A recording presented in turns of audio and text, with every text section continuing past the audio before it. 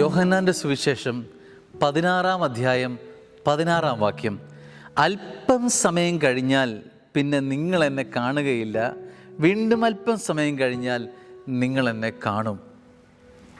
ക്രിസ്തു ലോകത്തിൽ നിന്നും മാറുന്നതിനെക്കുറിച്ച് സൂചിപ്പിക്കുക. അത് പരിശുദ്ധാത്മാവിനുള്ള ഒരു വരവിന് വേണ്ടിയിട്ടുള്ള നീക്കമായി നമ്മൾ തിരിച്ചറിയണം. സ്നേഹമുള്ളവരെ, പരിശുദ്ധാത്മാവ് ജീവിതത്തിലേക്ക് വന്നു കയറാനുള്ള സ്പേസ്, ഒരു കാലഘട്ടം, ഒരിടം നമ്മുടെ ജീവിതത്തിൽ ഉണ്ടാകണം. ഈ ദുഃഖം മാറും, അത് സന്തോഷമായി മാറും. ഈ ദുഃഖത്തിൻ്റെ എല്ലാ മയങ്ങളും ജീവിതത്തിൽ നിന്നും മാറി നിൽക്കാൻ വേണ്ടി നമ്മൾ ആഗ്രഹിക്കണം. അതിനാര് വരണം? പരിശുദ്ധാത്മാവ് ജീവിതത്തിലേക്ക് വരണം. പരിശുദ്ധാത്മാവിൻ്റെ വരവാണ് സ്നേഹമുള്ളവരെ നമ്മുടെ ജീവിതത്തിൽ ഒരു പിടി സന്തോഷങ്ങൾ നമ്മുടെ ജീവിതത്തിൽ നിറയാനുള്ള വഴി.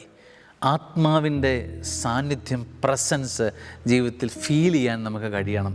പരിശുദ്ധ മാമോദീസായിലൂടെ, മൂർവൻ അഭിഷേകത്തിലൂടെ ഈ പരിശുദ്ധമായ അഭിഷേകം നമ്മളിലേക്ക് നിറയപ്പെടുന്നുണ്ട്. ഈ അഭിഷേകം കത്തിജ്വലിപ്പിക്കേണ്ട ജീവിതമാണ് നമ്മുടേത്. ജ്വലിപ്പിച്ചെടുക്കണം. സ്വീകരിച്ച മാമോദീസായിലൂടെ ആ വരപ്രസാദത്തെ ജ്വലിപ്പിച്ചെടുക്കാനുള്ള ഒരു ഓർമ്മപ്പെടുത്തൽ ഇന്നത്തെ സുവിശേഷം നമുക്ക് തരുന്നുണ്ട്. ദുഃഖം സന്തോഷമായി മാറും. അനുഗ്രഹമാവട്ടെ. ആമേൻ.